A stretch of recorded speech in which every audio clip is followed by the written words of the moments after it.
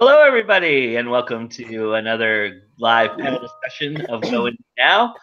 It is our panel discussion for the month of March 2018, and thank you all for joining us, and we're happy to have you all here. I have an awesome panel, and we're about to discuss marketing outside the box. So, and I think that we have a very nice, diverse panel here, and I'll have them introduce themselves, and then we'll get talking on some great marketing tips and everything. So let's start with, I'll go from my left to right, and that would start with Miss CL Cannon. Oh my God, am I here? You are. Like literally. I am so sorry. No worries. No worries. Go ahead, Courtney, introduce yourself. Hi, I'm Courtney Cannon. I am the owner of Fiction Atlas Press. I do a lot of marketing for authors, and I write some and sci-fi and young adult authors. Very nice, very nice. All right, Mr. Joshua Robertson. Hey everybody, my name is Joshua Robertson, and I am the author of the Thrice Nine Legends Saga. Happy to be here, Joe. Excited to talk about marketing tips. I got my document pulled up so I can take notes too. Nice. You're black again, sir. Excellent. All right, Miranda. Hi, my name is Miranda O. I am the author of the Chin Up Tits Out series.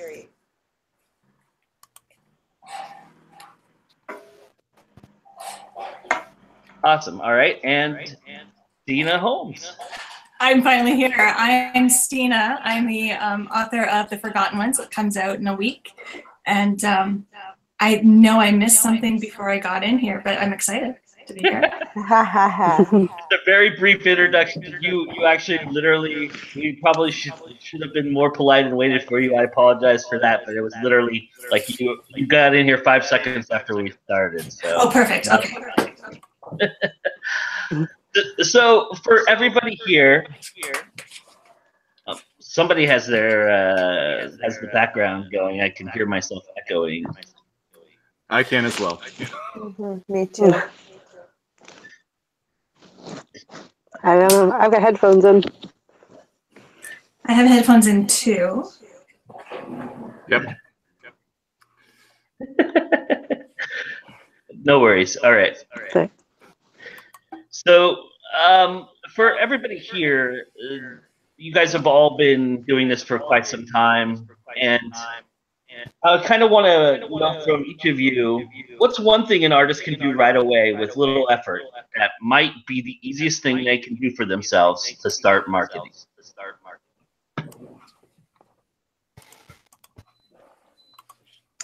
Ooh, that's a good one. What's the first thing an author can do to start marketing? What's a easy thing that they can do? What's one thing that they can do that's pretty easy to start with? Talk about it. Yeah. Get on Facebook and let people know they have a book coming out. Yeah. Do you think Have that an author page? there you go. Website? Those are easy things. Yes. Make an announcement on social media, and like I've said before, make sure that you have a Facebook page set up. And even if you just started, you're just starting out as an author, even before your book's released, the best thing you can do is start marketing immediately instead of waiting until it's right time for the book to come out. Exactly. The longer you talk about it, if you're writing your book still, or even in any part of the editing phases, people love being part of something, right? So if you just simply share the phases or the progresses or the struggles that you have during your journey of getting that book out into their hands, they get really excited about it. And it's free publicity because you're talking about it. 2, it's kind of healing for us, right? Like express it and get feedback. And it gets people really hyped, and they like feeling connections with you. And that's really ultimately what we want to do. And this is how we get that. Build the ground running. Mm-hmm. They could also start a newsletter, even though they don't have a book out, and get people to start signing up for that, so that when they are ready to launch, they have an audience that's waiting to hear from them. Very nice, very nice. So that being, well, we'll wait for Josh to join us so that you might have something to add to this. Josh? Yeah, I see that I'm actually in. There we are. There we are. We'll just kill all the rest of that stuff. Awesome. So you were asking about what's one easy thing an individual to start themselves on the marketing path. What's something that you would recommend to start off right away? Sure. One of the things that I've oftentimes talked about is building up your platform long before you even start publishing. So it's, I think somebody mentioned it earlier, is putting your content out there immediately, whether you're setting up a blog or you're having some sort of landing place for yourself. It's setting up there and essentially getting your content out there so that people can immediately start essentially circling around you to build that fan base.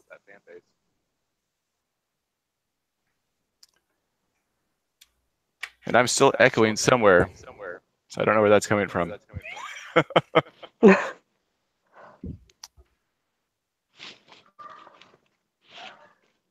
Yeah, I thought it was something, but it's not. It might be me, actually. Hang on, let me look here.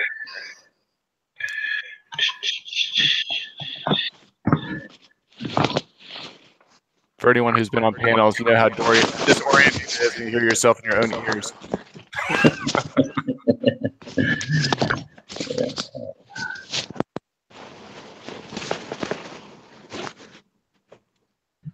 How about that? Nope, I hear the echo still. Wow. Sorry, everybody. I don't know. We could always mute all of our lines except for when we want to talk. It's an option. Yes, please do if you're while you're. That is something that we should be doing. Yes. How do we do that? Okay. So, it was you, Courtney, actually. I can't hear everybody. It's clear now, everybody, right? Everybody. So at the top, there's a menu that says mute microphone. Just click on that and unclick it. So that's everybody's muted right now, but you have to unclick yourselves. Okay. So let's talk about. So everything's just like completely out of whack right now. So what's something that's really been working for you guys lately? What is something new that you guys have been trying that you guys have found has been successful? So probably the most unique thing that I've been working on, Joe, is the Author 365 hashtag that I started on January 1st, where I'm essentially giving a 1-minute vlog of what I do every day as an author. And I upload that to Instagram, which then moves out to both Twitter and Facebook. And I've seen that that's been really effective, not only in bringing new fans and using the right hashtags, but it's also been simultaneously growing all 3 of my social media accounts. I second you on that, Joshua. I started doing that a little while ago as well, and I found that it substantially grows my market. It may not lead into a book sale right now, but it definitely grows your fan base, right? And your fan base is going to turn into future sales of whatever we produce. Absolutely. And Instagram, we know, is one of the fastest growing social media platforms right now for anyone, no matter what your business is. And so being essentially present on Instagram primarily and finding like-minded folks there, whether it's readers or just other writers to network, is extremely helpful. And there's also a lot of tools out there right now that allows you to interconnect between your other platforms. For instance, there's If This Then That, which a lot of folks are familiar with. It's the ITTT.com, where you're able to set up certain rules. So like I can post a picture on Instagram and it goes through If This Then That, which makes that image available immediately on Twitter. So there's no link to actually see the image. People on Twitter are immediately seeing that image as well. And so it has that more immediate feel to it when folks are engaging with you. They don't have to go somewhere else to see your content. And what was that called? It's called If This Then That. It's ITTT.com. Perfect. Thank you. I've been finding going into reader groups on Facebook has been really helpful for me. So I started a reader group with a bunch of different authors, and we went from, I think, 100 to almost 7,000 now within a year or a year and a half. And that's probably enlarged my readership. And I've seen the sales come from it as well. And I have a release coming up in a week, and it's been really exciting I see all the other authors who all the readers are raving over and they love their books. And then my books are now starting to come up with all, these 7,000 followers in the group. And it's pretty exciting. That 7,000 that I didn't have a year ago. So it's great. I find that's really helping.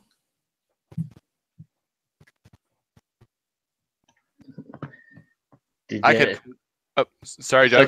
I could add one more thing that's worked really well just in the past month or so.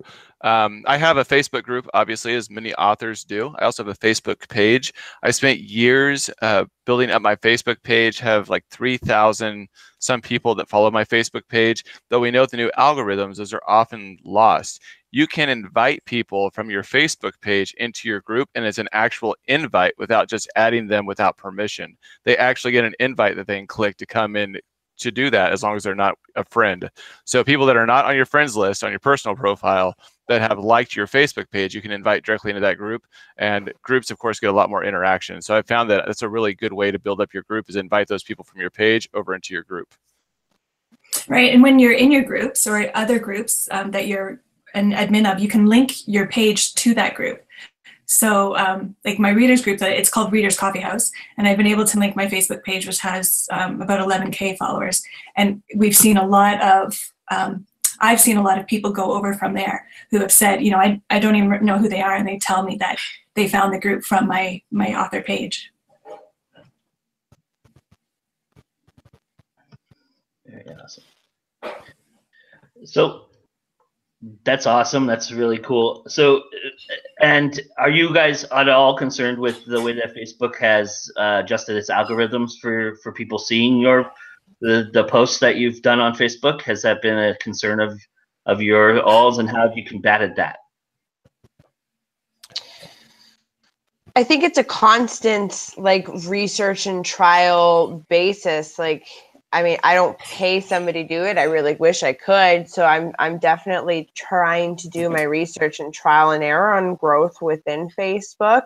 If I ever struggle with Facebook and I kind of hit a dead end, I look at another media platform. I'll spend more time on Instagram, or I'll spend more time on Twitter, or I'll spend more time on Snapchat.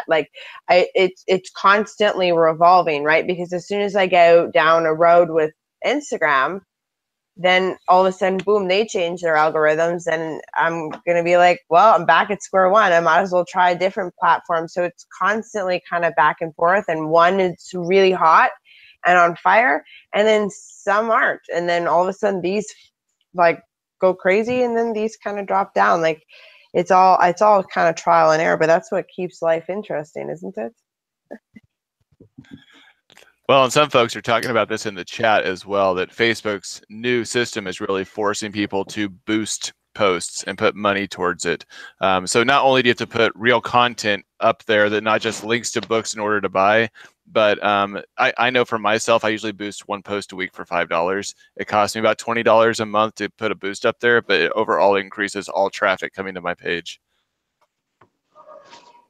I've been finding I've been blogging a lot more and using my subscribers on my blog, which I didn't realize I've been blogging for years, but I didn't realize how many I had. And then I think earlier this year, I noticed there was 21K subscribers, and I realized I wasn't using them to the best of my abilities, especially when it comes to Facebook and how you can't see anything. So I've been trying to, all the things that the important things I would put on Facebook, I'm now putting on my blog.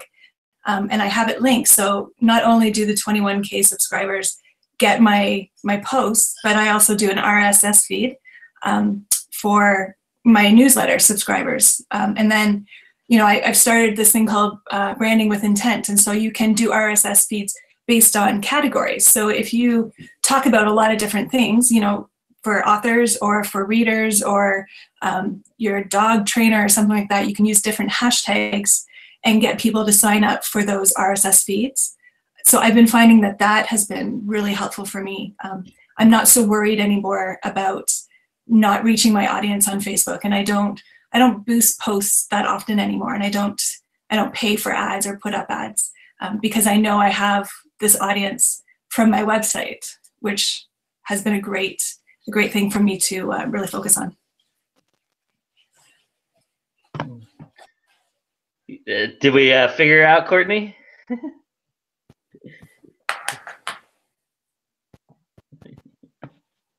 Okay. Can you guys hear me? Can you hear me? Yeah. No? Yeah, Yep. Okay, sorry. Doing it on a phone is a lot different than doing it on the computer, and I could not figure it out. Can you guys repeat the question, because I kind of went out there for a second? Sure. So we're talking about what things that have recently worked for you in terms of marketing, and Josh and Stina were talking about their Facebook groups being a very positive thing, which I know is something that you're really involved with as well. And I mentioned, and the chat mentioned about the algorithms and combating the algorithms as well. So maybe you can touch on that and how you're getting around that as well. Yeah.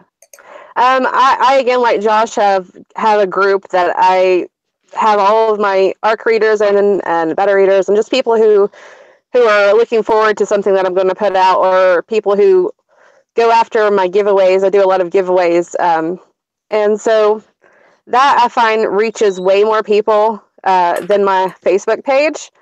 And also I've been doing a lot more Instagram and Twitter, because I just feel that the Facebook, like you said, has limited that algorithm, and even paid ads are not doing that great. They have to, and they're so specific now. You can't have very much text. There's certain images you can't put on there. So, like I said, I've been using Instagram a lot, and in my marketing for other authors, I have been reaching out to Instagram bloggers a lot, and you can give an Instagram blogger a free ARC, and they can put up some beautiful pictures, and anything visual really gets people's attention a lot more than slapping up some text. So once they see a bunch of Instagram people putting up a beautiful cover with flowers, or some other similar books in the genre, or going with a color scheme, it really grabs people's attention, and then you can actually regram that on Instagram, and sometimes I'll share it on my Facebook page. And when people see something more visual and pretty, they are more apt to look at what I'm trying to sell them. So that's been a lot better, I think, is just trying to stop praying that the pages are going to change and the algorithm's going to change, because I think it just keeps getting worse. So.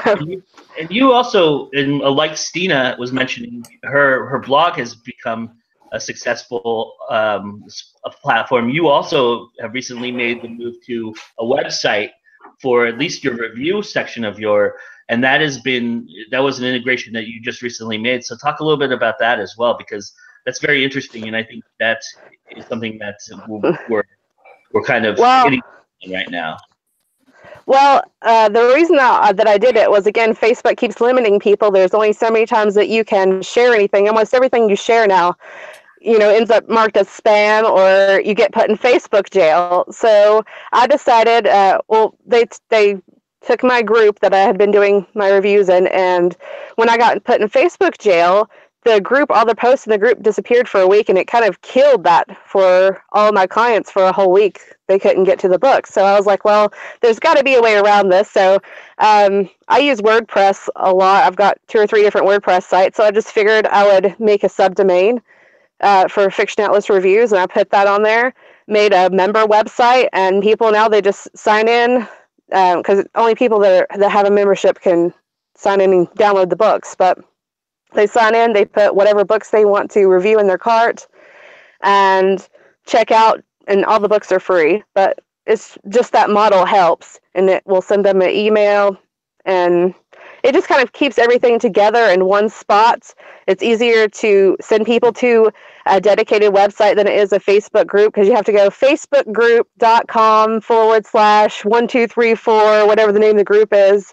It's a lot easier just to have a simple direct URL that you can send them to. And I've found that it's converted a lot more people wanting to read a review on the site. So I'm really happy with the website now. That's a really good idea. Okay. Thank you. Yeah, that's a great idea. Very nice. So, Okay. Did you want to add to that, Miranda? I'm sorry. No, I was just like, yeah, girl, you definitely, yeah. That's all I got right now. I'm sure the words will come in about 35 seconds, but thumbs up. That sounds like I need to be doing it right after this. So, as you can tell, I have some very extroverted folks here.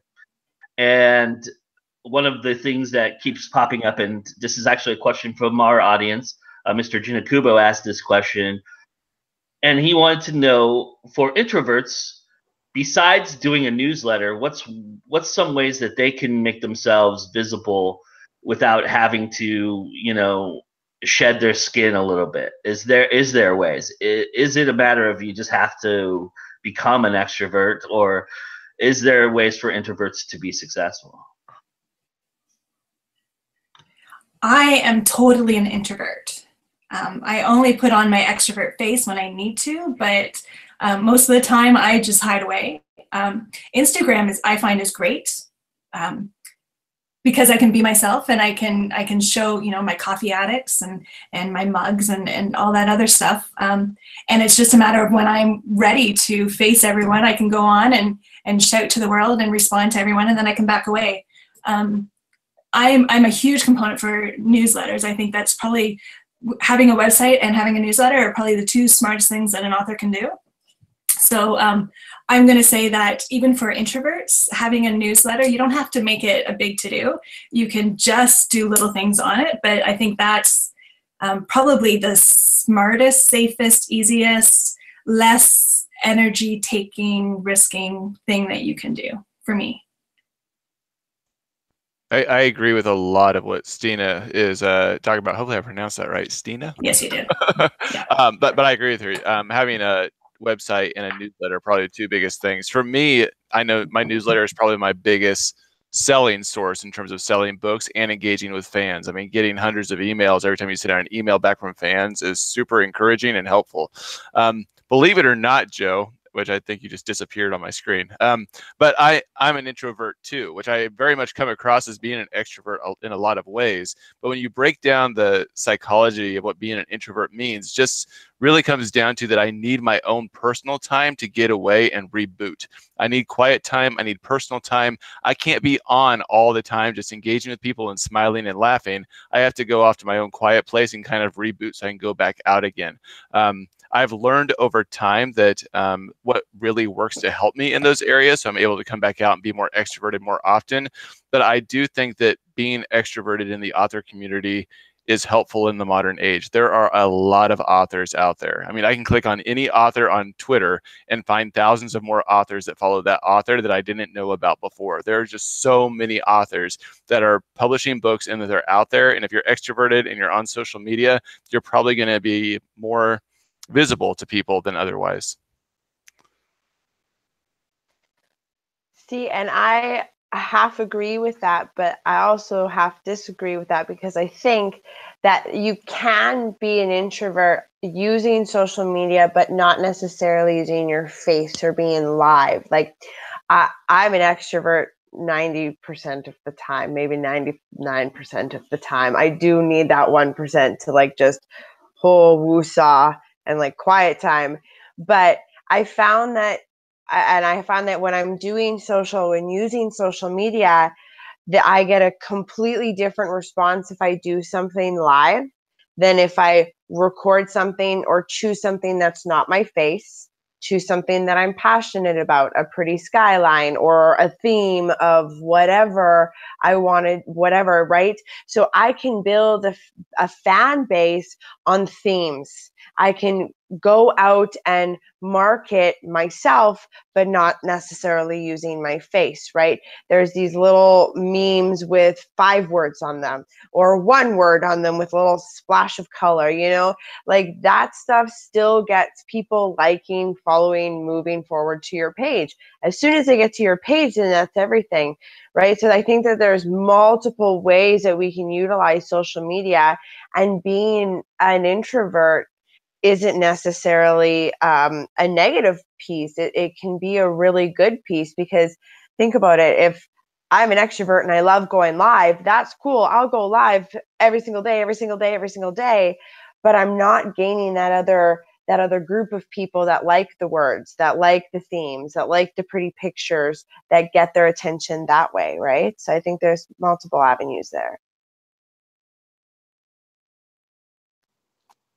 So I have a question for you. You said that you have different reactions from your readers or your audience when you do live compared to the theme-based. What do you find works better for you and your audience? Like, do they like your extrovertedness and your live videos?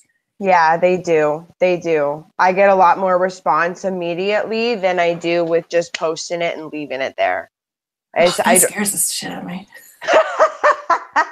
Sorry. No, you have no idea. Like, it's not easy. Like, I was in Mexico last week. Can't you see? I'm so tanned. I don't glow in the dark, although this hand is way darker than this hand that I can see. Like, that's crazy. Anyways, besides that, it was like people were encouraging me. They're like, we need to see your life the way that you are right now. So I'm like, I'm running on the beach at 6 o'clock in the morning, and I'm like, hey, this is what I do. And I'm like, what, why? Like, I'm that person.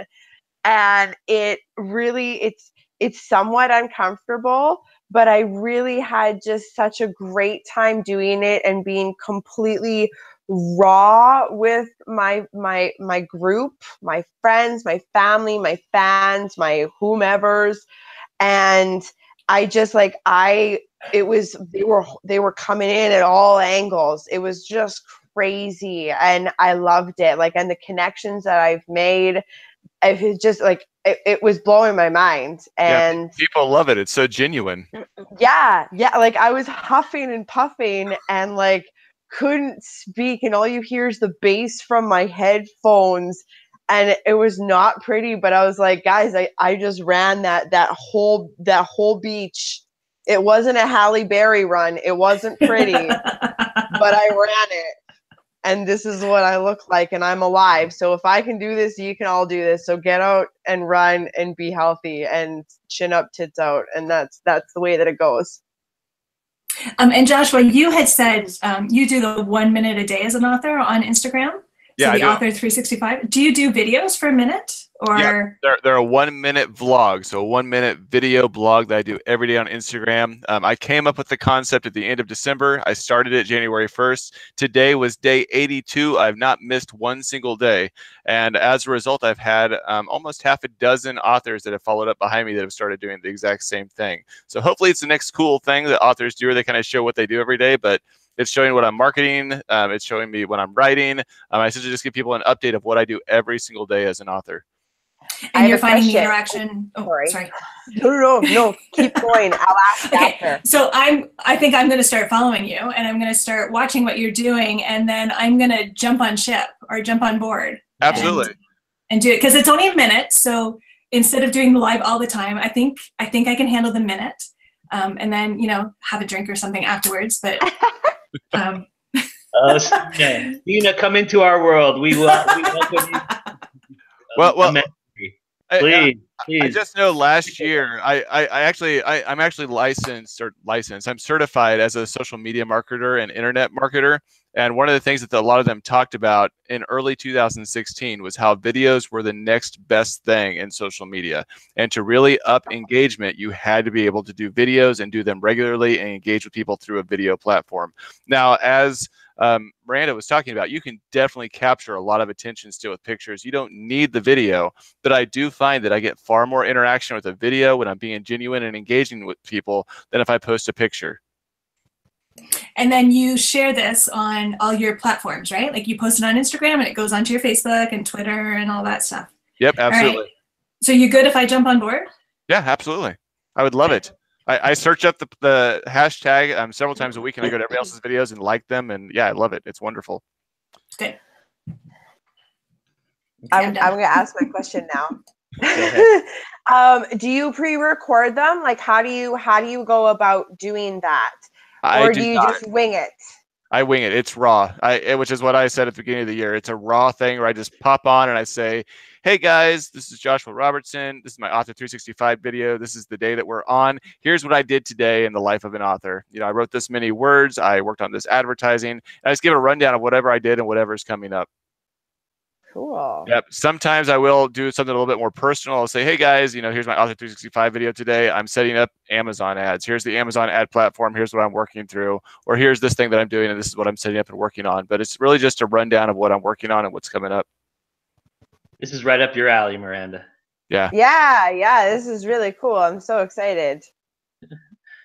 So, did you want to add to to what we were talking about, Courtney, at all? Sorry. Now I completely forgot what I was going to say. Sorry. Don't you hate it when that happens?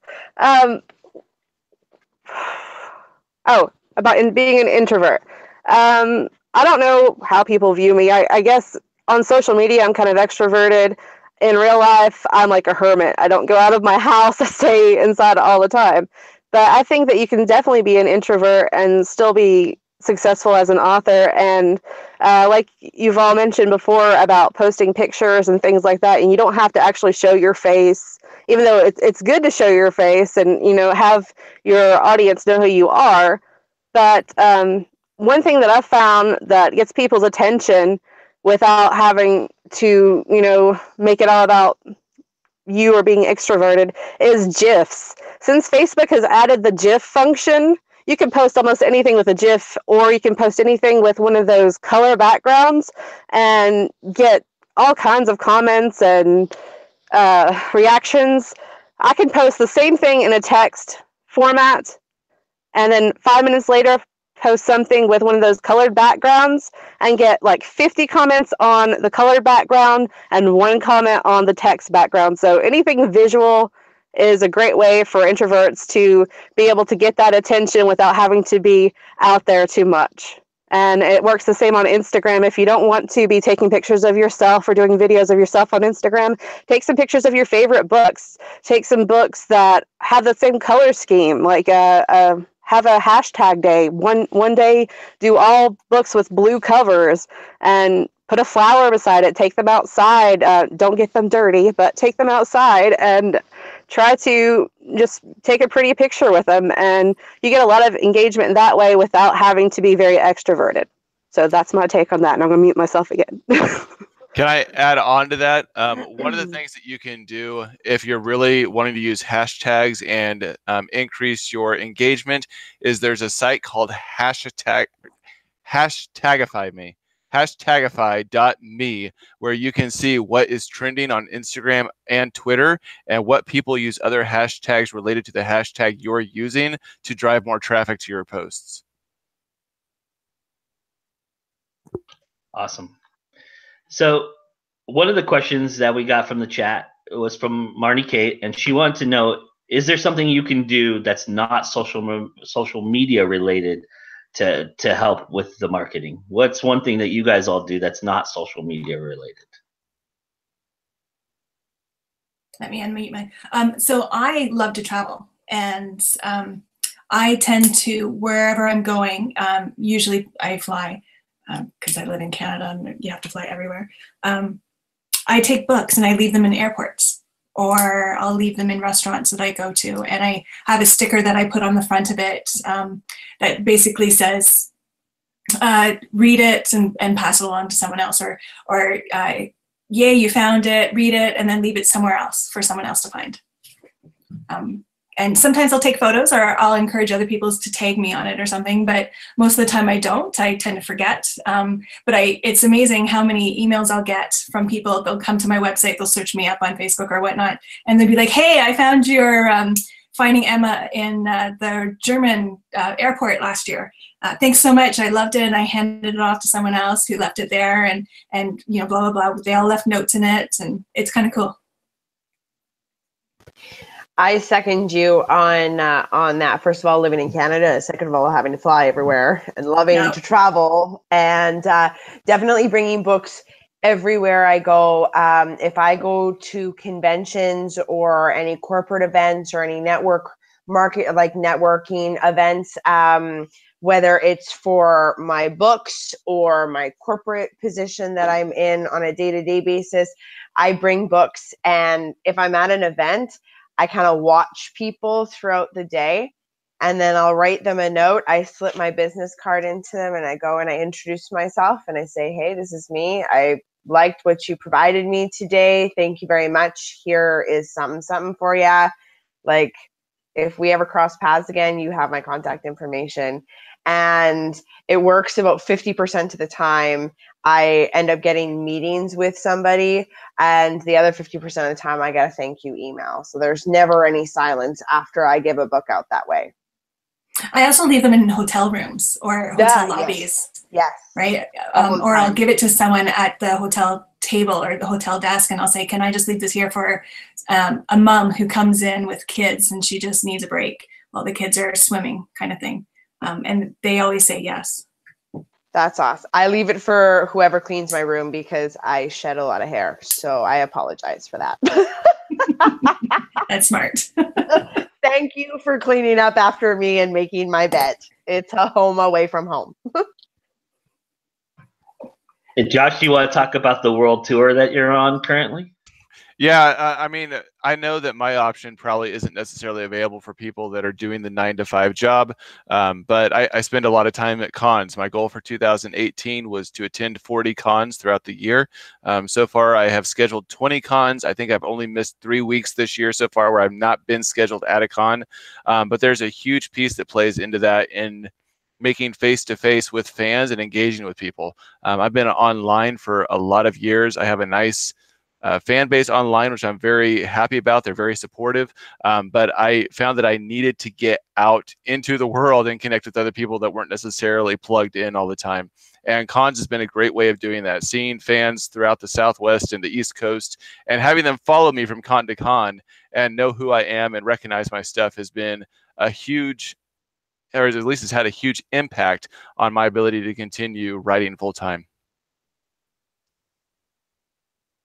I suppose I could probably also add that good ways to connect that you could do that isn't necessarily being online is getting lists of bookstores and libraries. And if you have your books on extended distribution, like through Ingram Spark or another distributor, start calling up those places and seeing if they're willing to put your books either in their store or in the library.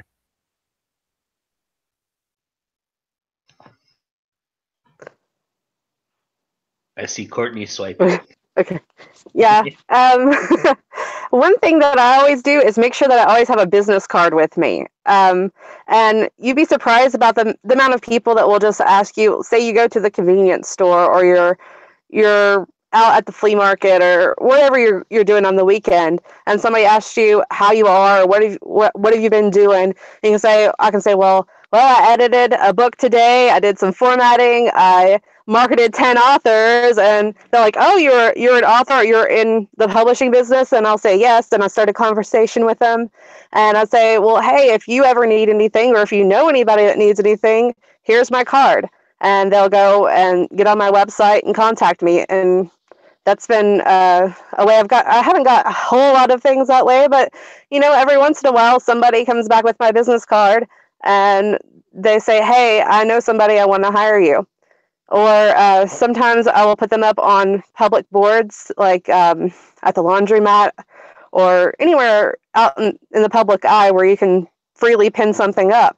And that's worked for me outside of social media. I am really heavy on social media, so that's the best advice that I have right there about not being on it.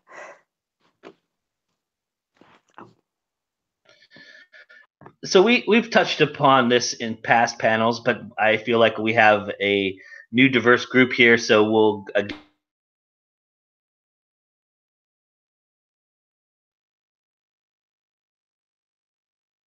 Stewart tonight. She asked, how do you go about getting subscribers to your newsletter? And that is the $1 million question. And so I leave it all to you to give the $1 million answers. Isn't Courtney the expert in that one? For myself, I've used a couple of things. I do use InstaFreebie, which I really enjoy, but I also have, as somebody talked about earlier, networking with a lot of authors, of course, opens up more doors to opportunities, and getting involved with things like big giveaways where you can essentially have large packages where it's a collection of email addresses. I know that sounds probably terrible, but you essentially have a buy-in of so much money that you put in, like $10 to $20 for the author, and you get a big package of a $500 giveaway that goes to one reader. It's a collection of emails that you then have access to after the end of the event. And then it's really your job as an author to know how to best engage with those people that signed up for that giveaway in order to keep them on your email list. Email, once you get so large, having a lot of people on your email is expensive. It costs money every month to keep that email list going and to engage with those readers. And if they don't open it, or they don't engage with it, or it doesn't lead to sales, it can really destroy your bank account. So there's a lot of ways that you can build your email list really, really well. But if you don't have a good email funnel system or a good way to engage with those readers, you're essentially throwing your money down the drain.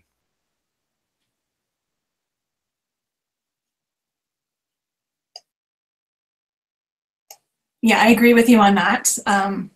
That's the one, I used to do a lot of those big group ones, and that was the one thing that I found. You have a lot of people that join your list, but they're not necessarily your reader. And you need to be really smart on how you engage them to keep them. I do like a same thing as you, but I don't use InstaFreebie. I just do it myself on my website.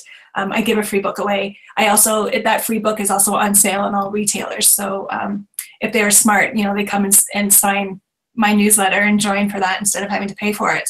And I just tell everyone in different groups I'm in, or on Twitter, or you know, whatever. I just tell people as much as I can. I also put it in the back of the front and back of my book so that people know that they can do that. And every once in a while, I'll let all my readers know that, you know, if they tell other people, then to sign my newsletter, and if they will email me to say, hey, so and so told me, you know, to come and check you out, and I joined, then that person, I'll give them a special little inside look at a book, or a special little read or something like that, just to try and help as well. Very nice. Anybody else?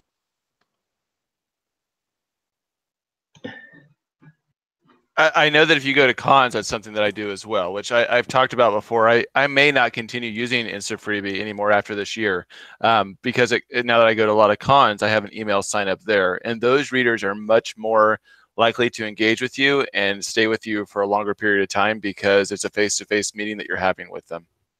And I found that those readers are probably more valuable than the ones that I pick up through something like InstaFreebie or through a big giveaway.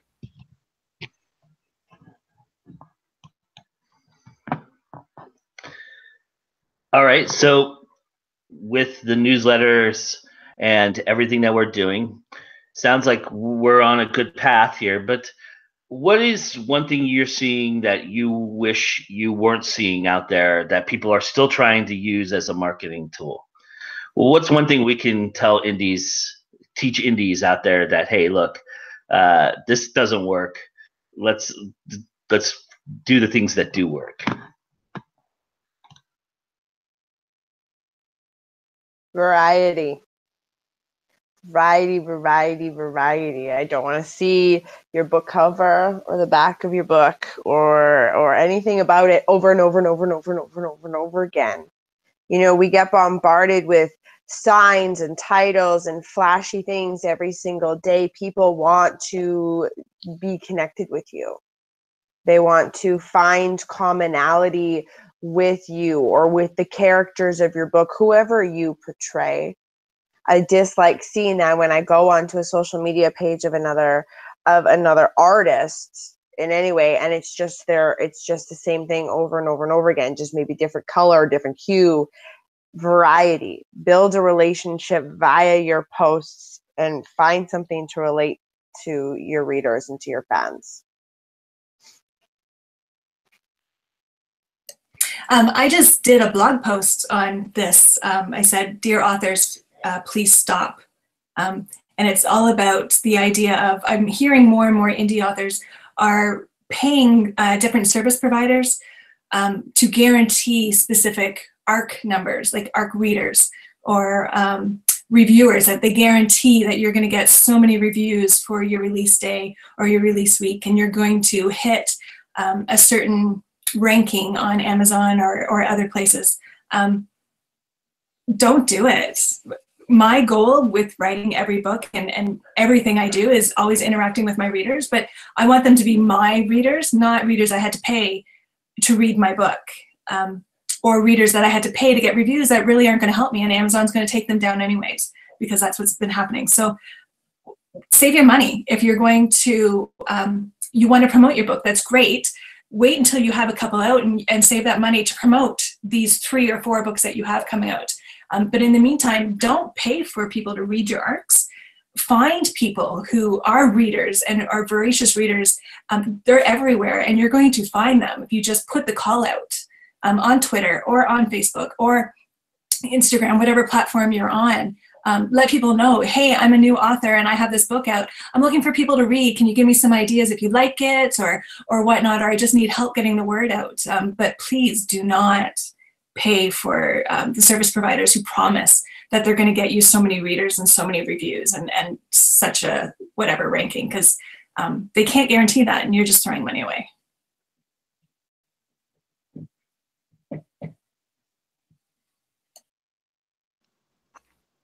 Can you guys hear me? Yes. Yeah? Okay, sorry. Yes. I could never figure out if it's on or not. One thing that I would like to see people stop doing is marketing to their family. If you get your cousin Joe who reads erotica or something, and you're writing fantasy, and you get grandma who's reading Christian literature, and then all these people who are reading different things besides fantasy, you're going to mess up your also bots. And a lot of people, they just try to market to whoever they can get to buy it. And if you could just genre target, you would be getting the right kind of readers instead of, like I said, just marketing to whoever you can get to buy it. Because, chances are some people might not even like it. Some people might not even read it. You might get a little bit of profit from it.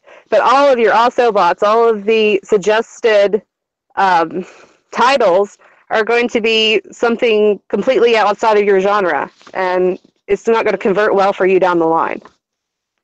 So that's mine. I'll give a couple of basic ones. One, I think this was mentioned in the chat actually, don't be spamming all the book groups about buying stuff, and don't be joining into other author groups and then spamming your book, even if it's in the comments. I can't tell you how many times, even on my personal Facebook page, that somebody will friend me as an author because we have 3,000 friends in common, and the first thing they do is say, thanks for the ad, here's my book, and they post it on my Facebook page, which of course all my stuff is filtered anyway, so I don't ever add it to my page and no one sees it. So that's probably one. And the other one that I haven't seen so much anymore, but I do know that it comes across every now and then, don't be doing any of this, you review my book, I'll review your book. It doesn't help. It doesn't help your algorithm that much. It doesn't impact anything except for showing people that you aren't really serious about being an author and getting your work out there. Reviewing my book for your book is just, I don't think, a good way to go about things, which puts oftentimes, and I just got to say this, it puts authors in a bad position so many times, because there's always one person in that exchange that doesn't like the other person's book. And then they don't know how they're going to go about saying that they didn't really care for the book. And it may be nothing about the writing, but just a matter of taste. So don't swap reviews. And Joe's gone, so I think that means that Miranda's in charge. Woohoo! Party time! It's Friday night and cocktail time. No, I don't know. I need red wine. I do know that Marnie asked a question, which I think would be good for us to talk about. Oh, hey, what up, girl? Hey, what up? What if you're not working the 9-to-5 job? What is some advice that you can give that can essentially help you stay on schedule and work without, if you're doing a 9-to-5 job all the time, how do you still keep up with being an author and marketing well? I don't know if I do that well. I do it. I don't know if I do it well though. I plan my day. If you have to go to a job to keep a roof over your head and to keep food in your belly and you want to write, then go do it. Don't not do it, do it. But I suggest that you plan your days. I spend Sunday as a plan day. I meal prep. I plan what posts I'm going to do. I plan what marketing I'm going to do. I plan when I'm going to write. And I organize it all on Sundays. So when I wake up at 6:30 on Monday morning, I know that my post is ready. So I click a button and then it goes. And then I go to work. And then I continue on. And it flows that way, but it takes a lot of time. But that's how I can do both of it. It works for me. It may not work for you, but that's how I do it, is plan on Sundays, and I do it all. The more I do on Sunday, the rest of my life is easy that way. I work from home. I write full time. So my strategy is knowing how my brain works. So the morning I'm screwed. I need a full pot of coffee before I can really function. So I do a lot of my marketing in the morning. I will, go into my different groups and I'll do my posts. I love to schedule posts in groups, and I know I have specific days that I do that. So then, those are my times that I go in and I start liking everything. And sometimes I'll post, sometimes it depends on the coffee and how strong it is. But I do all my social marketing in the morning and my branding and working on my website or my newsletter or whatever needs to get done. And then for me, my optimum time for writing is late afternoon and early evening, depending on the book. This book that I'm writing now, my optimum time is the evenings, which leaves me all day to get all my other stuff done. But I find it's really hard as an author who works from home or you write full time. You tend to compare yourself to other people. So you hear of other authors who are able to write, 2,000, 5,000 words in a day. And, they're go, go, go, and they get so much done. And you're struggling just to get 500 or 1,000 words that afternoon when they've already hit their 5,000 mark, right? And they're on social media and they're doing all this stuff. And it's really easy to compare yourself and thinking that, maybe this is why I'm failing. Maybe this is why I'm not getting the sales, or I don't have as many books come out because I'm not doing what she does. And so then you try and copy what they're doing, and you're writing piss poor books because you're trying to copy someone else, and you can't write 5,000 words a day. Maybe you're just a 1,000 word author a day, or 500 words or 2,000 words, whatever it is. But I think the smartest thing to do is figure out what works for you and your home life and I have 3 older teenage kids. Life is crazy, but I know how my brain works and I know what my home life is like. So I know my optimum time for writing. And I've stopped comparing myself to everyone else. So when they tell me they got their 2,000 words and I'm like, yeah, I got 20, woohoo, yay. That's fine because it works for me. Very awesome. Thank you, Josh, for asking a question while I was gone. I apologize, everybody. My internet died on me. It's just been one of those nights. Anyway, my last question to the panel, the group here, is what's one thing that you're looking forward to trying that you haven't started yet that you think might be the next big thing for you in terms of marketing? Is there anything? Oh, goodness. Do we get to give those secrets out now? Okay, so I had a conversation with a couple of authors that are more successful than me. And one of the things that I am gearing up for by the end of next month is releasing my first 9-book box set, which I am very excited about. And I'm going to be going wide with that. One of the things that I have learned in prepping for that 9-book box set is that I repeat, I will not be using draft to digital to go wide with that. One of the things that you do with box sets is you essentially have that first book as being free or at a discounted price, and you put a link in the back that leads to the 9-book box set on every individual platform. So if I upload it to Kobo, I have a link in the back that goes to Kobo. If I upload it to Barnes & Noble, I put a link that goes in the back to Barnes & Noble. Currently, Google Drive is coming up fast as one of the next places to publish books. It has decided to come back into the game and contend with Kindle and essentially start fighting with them for authors' attention. And they are doing very well in terms of giving back in royalties for authors who are joining their platform. It is very hard to get on the Google Drive platform right now. You have to essentially connect with them directly in order to get involved with them in getting your books on their platform. And I'm not talking about using Published Drive, which of course gets your books over on Google. I'm talking about getting directly on Google and publishing your books through their platform. So that's kind of what I'm looking at coming up into this year, as well as some other projects that I'm working on. But those are some things I'm very interested in seeing how they take my essentially authorship to the next level.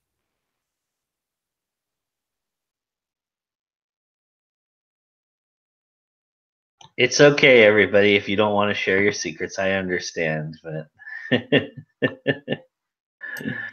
I'm just trying to think of what I'm going to do that's a little new. Like I'm going to be putting out a new series under a new name this summer, and I'm going to basically put all my branding talk into play. And I did it once, and I want to make sure I can do it again. And I have no doubt I can. But so that will be exciting.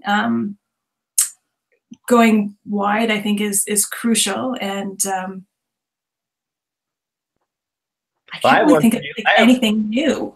Well, I have one for you, Stina. 365, author 365. Oh, totally. That's it. I am going to. I've been trying really hard to. My author branding with intent is in like a author branding course that I do. So I've been focusing on that. But this author 365 and pushing myself out of my comfort zone is totally, I'm on it. Like I am going to rock it. I'm determined. I'm going to do it. Yeah, girl. And Miranda, you better be on there with me. I will. I'm right there with you. Like Good. That needs to happen. I don't write every day, but I think I might have to start doing something. Well, hey, I plan. So I have something there.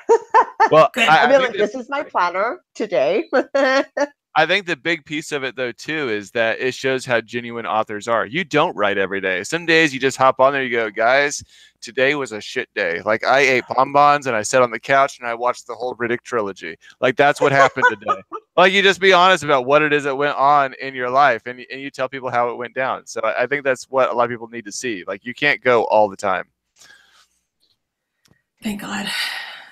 Yeah, right. And it's only 60 seconds. Yeah. So that's totally doable.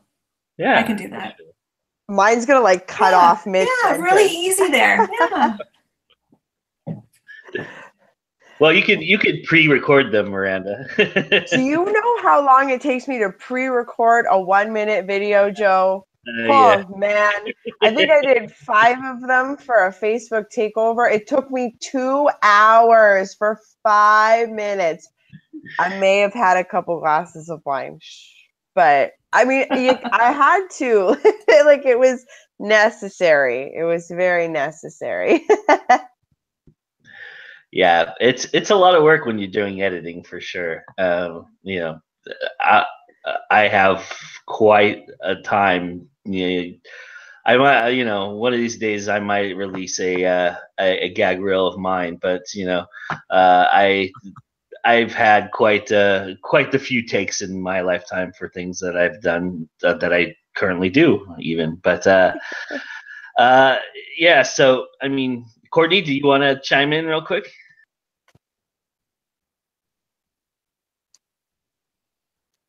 She's silent. She doesn't know. Now can you hear me? Okay. This year I'll finally be releasing my 2 books. I've got a prequel and then I've got my main book. So that's what I'm going to mostly be focusing on this year. But I also, as a publisher, I have a goal and I've got plenty of submissions right now, but submissions are open. And I'm going to make sure that I go ahead and publish at least 10 authors this year, besides myself, and besides the 2 anthologies that we do every year. Every year we do 1 paid anthology and 1 charity anthology in the fall. So some of the same and some new stuff, I guess, on the horizon for the publishing side. So that's what I've got coming up. And I'm going to try to be more outgoing and do some more live videos on Facebook and tried to maybe get back on YouTube a little bit because I don't know, I was doing it every week and then I started getting so busy that I didn't have time to edit everything because like Joe, I edited everything. I spoke into my microphone. I made little pictures. I mean, it was a whole post-production thing. And now I'm just going to try to just get the camera and go and not try to put so much work into it and get more content out. So that's all for me this coming up year.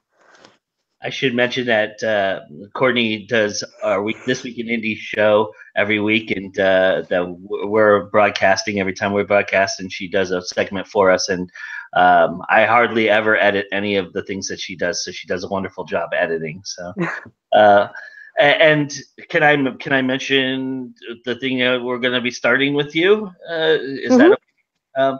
So on our 25th episode, a little extra. Little extra thing for everybody here who is watching right now. On our 25th episode, which is coming up next Friday, CL Cannon will start giving a marketing tip. She does marketing tips on our YouTube channel. They're very, very cool, and they're very awesome, and they're fantastic tips.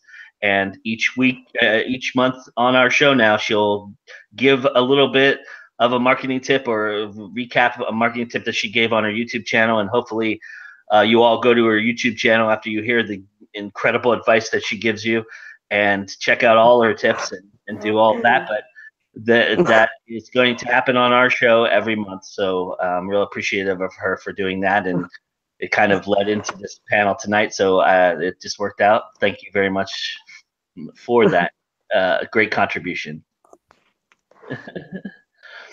All right. So I think this is a good place to get off and let everybody know where they can find each and every one of you. And I want to thank everybody for bearing with us with our technical difficulties tonight. I really do apologize for that.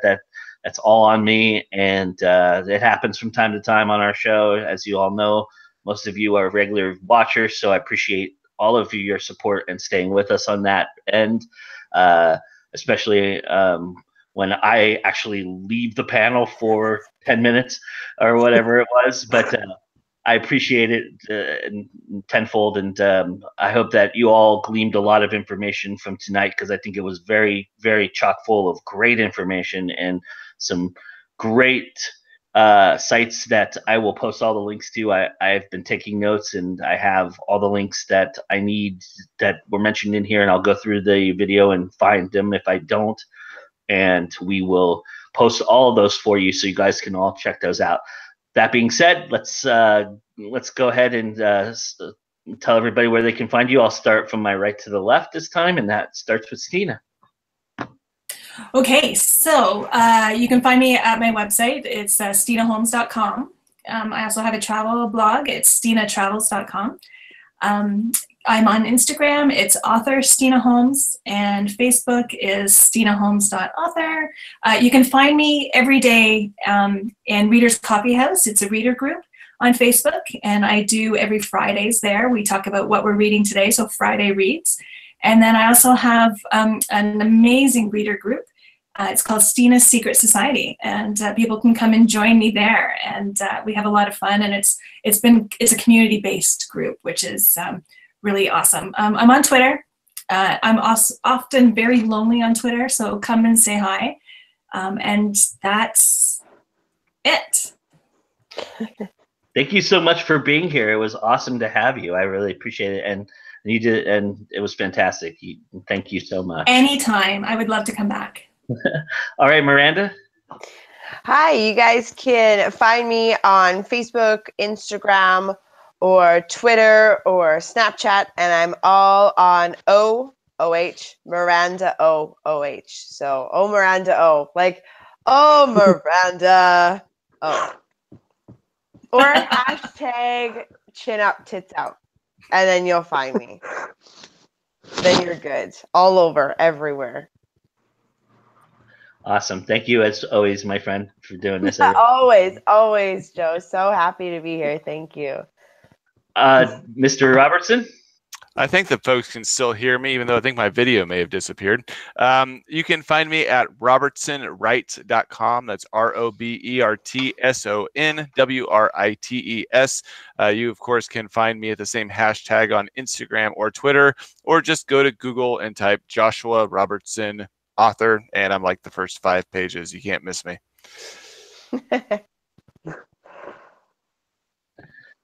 Yeah, just don't type in Josh Robertson, because I think there's like a serial killer or something that's taken over at the top there. Yeah, it was like a serial killer in California. You know how hard it was to try to knock him back down again?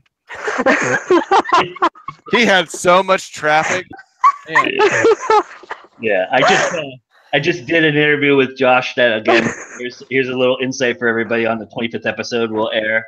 And I was doing some research, and I typed in Josh Robertson by mistake, and that led me down a rabbit hole that I will never get back that time. All right, Courtney? You can find me on my publishing website, fiction-atlas.com, or on my author website, clcannon.net. I'm on everything. I'm on Facebook, I'm on Pinterest, I'm on Twitter. All of those I'm under CL Cannon Author. And then on Instagram, I'm CL_Cannon. But I'm on everything. You can't miss me on social media, because anything that's social media, I'm on it. I've got lots of Facebook groups and things like that. So friend me, like my page, whatever you want to do. I love to talk to people. So thanks. Thank you for being here, my friend. It's really awesome to have you on these panels, and I really appreciate it. So I'm Joe Compton, and I did write a book. You can find it. It's called Amongst the Killing. But you're watching GoIndieNow, so obviously you know who I am and what we do. And if you're first time here, go check us out. We're at GoIndieNow.com, Facebook/GoIndieNow. We're also on this YouTube channel. So if you haven't subscribed to our channel, please do. We do this once a month, and we have such great content that we're putting out there, including this coming Saturday morning. We have our Coffee Break Season 3. Our first to last episode of the season will be with indie author Mr. Jim Jackson. It is an absolute awesome interview. He's got one of the coolest books I think I've heard of in a long time, and I hope that you guys all check that out. That'll be Saturday. That'll drop on Saturday on our YouTube channel. And then, of course, on Sunday, we have This Week in Indies, which you can see, again, CL Cannon on. We have that show dropping on our Facebook page. So facebook.com/GoIndieNow. We do that. We try to do that every week. The only week that I don't do This Week in Indies is the week that we release what's coming up next Friday, which is called our flagship show, Time to Go Indie Now. And that's our 25th episode. It's a supersized episode, so it's a little bit bigger. So I wanted to give you all a chance to ingest it for the whole weekend. So I will not have a This Week in Indies next week, but we will have that posting on Friday, and then Saturday, the following Saturday, is our season finale of our Coffee Break show, which is going to be pretty interesting. You'll hear more about that on Sundays, This Week in Indies. So I do have a show this Sunday with This Week in Indies, and I'll talk a little bit about what's coming up. Also, keep in mind that we have our flagship show, like I said, and it's always time to go indie now. Thank you so much, everybody. We'll see you again soon. Bye.